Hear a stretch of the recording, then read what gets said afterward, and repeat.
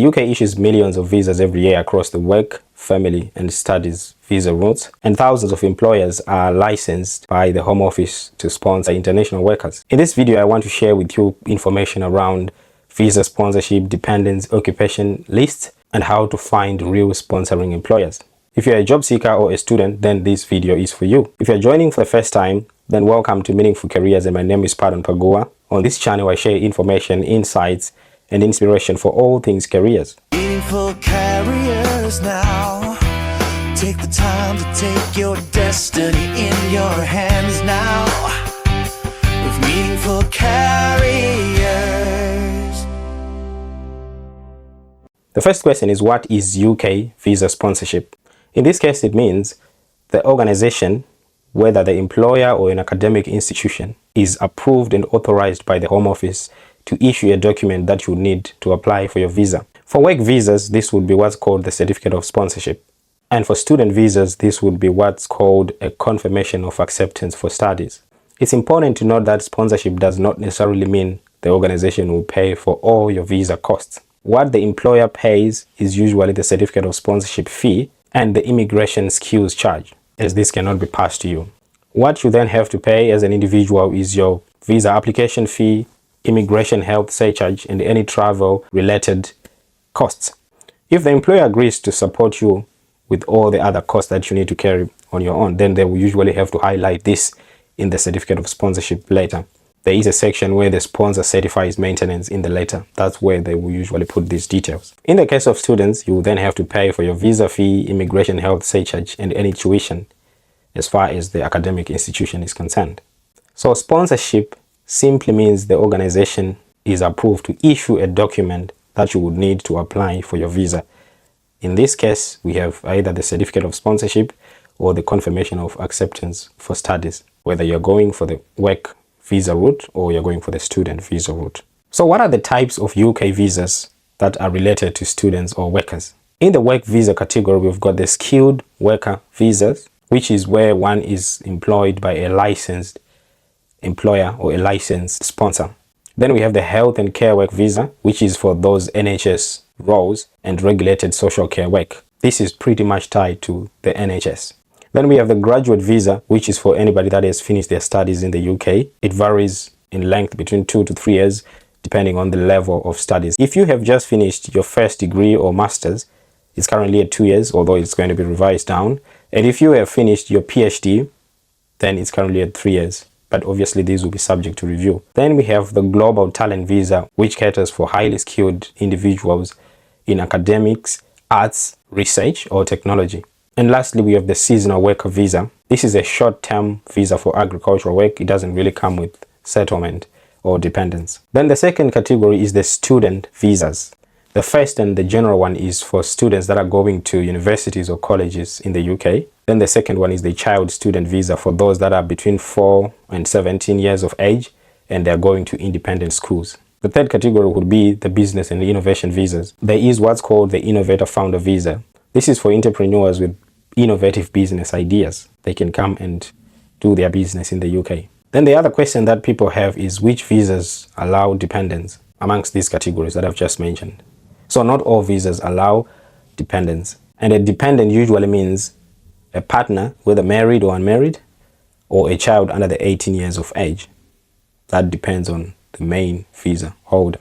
So the visas that usually allow dependents are the skilled worker visa, health and care worker visa, global talent visa, innovator founder visa, some specialist research or academic visas, and student visas, but only for postgraduate research degrees, for example PhD, and some research masters. You should always check on the official UK website for any updates as far as these visa types are concerned. The other question is, what is right to work? You might have seen this across many job adverts and any offers that exist in the UK. Right to work simply means you are legally allowed to work in the UK. You have the right to work through a British passport, settled or pre-settled status, indefinite leave to remain, a skilled worker, health and care work visa, and any other type of skilled worker visa, a graduate route visa, a student visa with limited working hours. Employers check this using the visa share code, which is what you generate from your e-visa account. It used to use the BRP, but it's since been phased out to work more with the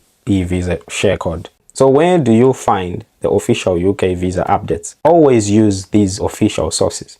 Number one is the gov.uk, which is the official UK website, and it's the main site for all visas and immigration updates. You can also look at the Home Office or the UK Visas and Immigration's Home Office announcements. You can also look at the Migration Advisory Committee reports or the UK Parliament publications. Avoid relying on social media, WhatsApp, and other informal sources as the legit sources of advice. My recommendation is go to the official gov.uk website and all these other sources that I've just mentioned, as these give you the official information because there are constant changes as far as visas are concerned. Then we have common frequently asked questions and myths as far as the UK visas are concerned. The first one is that sponsorship means the employer pays for everything. That's not true. You usually pay for your own visa, your health surcharge, and any other travel or dependents related costs. The other myth is that you can buy sponsorship. Yes, you might have the money, but it's false and illegal. You cannot buy sponsorship. It's illegal to do that. Sponsorship must come from a licensed employer. Another myth is that a student visa automatically becomes a work visa. No, you must switch visas. Once you're done with the student visa, then you need to apply for a graduate visa. There is a whole application step in between. So it's not automatic, in as much as you can work for a certain number of hours whilst on your student visa. But once it expires, it doesn't automatically turn it into a work visa. Then there are fake job offers asking for money. No legitimate employer should ask you to pay for the certificate of sponsorship, the letter, or the job offer in the UK. That's absolutely illegal. Another myth is that any UK company can hire international workers. No, only companies that have active sponsorship licenses can recruit internationally. Other companies will only have to focus on what's available locally, or rather people that already have the right to work. So I guess your next question is now, okay, so where do I find the official sponsors or the sponsored jobs, etc.? There are various ways, channels, and directions that you can take. The first one is you can find what's called the official sponsors list. The Gov website already has a list of all official licensed sponsors. So you can go there, filter by employer name, industry, etc. Then you can do your applications informed by the register and with a confirmation that, okay, this employer already sponsors. So even if you then go to their website or any other platform that they have advertised, you are guaranteed that they are part of the licensed sponsor list. Secondly, you can go to job sites when you do your job search, whether you go to LinkedIn, Indeed, Total Jobs, Reed, or any other job board really. You will find that they mention or they can allow you to filter by companies that sponsor visas. So you may find that they will be sponsoring the different types of visas. You can filter using keywords like visa sponsorship, tier 2 sponsorship, skilled worker visa, and so forth. The other way is to go to the different companies' websites where they have the careers or job sections. Then when you search for the jobs, they will usually highlight and indicate whether or not they will sponsor. So when you look at each individual advert, that will be detailed and highlighted inside the advert or the body of the advert. So most organizations, largely in engineering, IT, healthcare, offer visa sponsorship. The other way is to focus on the shortage occupations list.